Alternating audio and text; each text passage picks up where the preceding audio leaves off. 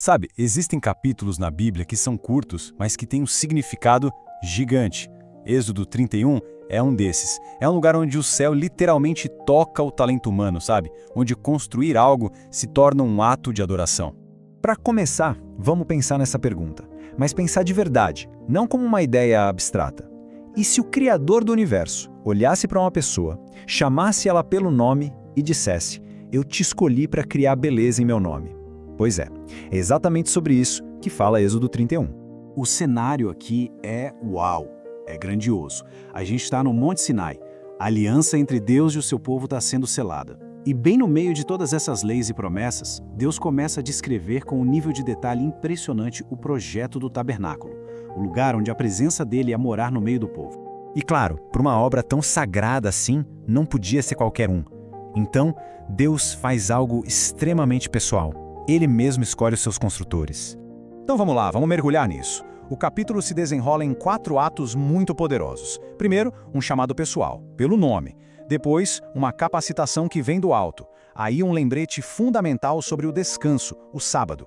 E para fechar, a entrega da própria lei, escrita pelo dedo de Deus. Cada um desses pontos vai construindo uma verdade ainda maior. E é aqui que a história fica fascinante de verdade. A gente se pergunta de onde viria tanta habilidade para criar algo tão magnífico. A resposta, olha, não estava na técnica humana, estava em algo muito maior. Agora, o que é sensacional aqui é o seguinte: ser cheio do Espírito nesse contexto significava ter a capacidade de criar, de planejar, de construir beleza para Deus. Isso simplesmente demole aquela nossa mania de separar o que é espiritual do que é profissional ou secular. É uma quebra de paradigma total. Isso fica ainda mais claro quando a gente olha o nome do artesão principal, Bezalel. Em hebraico, o nome dele significa a sombra de Deus. Que coisa linda! Ele não era um artista buscando os próprios holofotes. Ele criava beleza sob a proteção, sob a glória da presença divina. A arte dele era um reflexo. Isso nos mostra uma coisa fundamental. O Espírito Santo não começou a agir só em Pentecostes, não. Ele sempre esteve ativo na história da redenção. O Antigo Testamento é cheio desses prelúdios. E aqui a gente vê um deles, o Espírito capacitando pessoas para construir o lugar físico onde a presença de Deus ia habitar. Aí, no meio de todas essas instruções de trabalho, de construção, Deus aperta o pause. Ele faz uma interrupção que, na verdade, é o coração de toda a obra. Pensa um pouco na ironia e na profundidade disso. Deus está comissionando a maior obra de arte da nação e ele para tudo para dizer: ei, não se esqueçam de descansar. E por quê? Porque a verdade é que até o trabalho para Deus pode se tornar um ídolo se a gente perde a confiança nele. Então, o sábado era muito mais do que um dia de folga. Era um sinal perpétuo da aliança. Um lembrete toda semana de que eles não eram mais escravos no Egito, forçados a trabalhar sem parar. Agora, eles eram um povo livre, que confiava na provisão de Deus e não só na força do próprio braço. E aí o capítulo caminha para o seu clímax com uma das imagens mais poderosas da Bíblia inteira. Moisés não recebe só um monte de ideias ou conceitos. Ele recebe algo concreto, físico. A expressão dedo de Deus, nossa, ela é poderosa de propósito. Ela está afirmando uma autoria divina, direta, inquestionável. Não é à toa que os primeiros cristãos usaram exatamente essa frase para defender que a lei não era uma invenção humana, mas que vinha direto de Deus.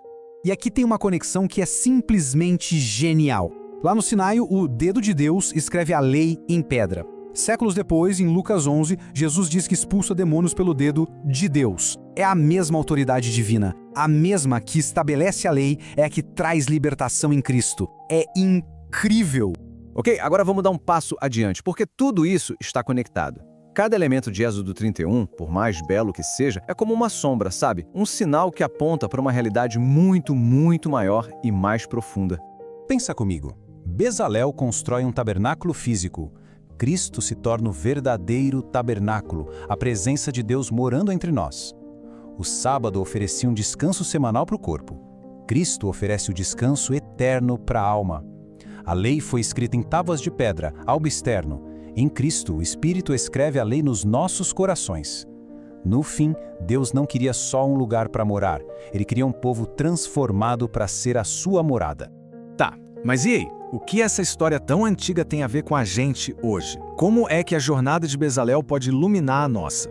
A mensagem é totalmente atual. Deus ainda tem chamados específicos, pessoais. Nossos talentos, nossas habilidades, seja na arte, na tecnologia, na educação, nos negócios, tudo isso é campo para a manifestação do Espírito.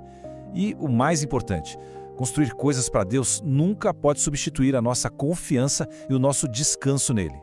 Bezalel não pregou um sermão, ele não liderou um exército. A arte dele foi a parte essencial que lhe cabia no plano redentor de Deus. E isso é um encorajamento gigantesco.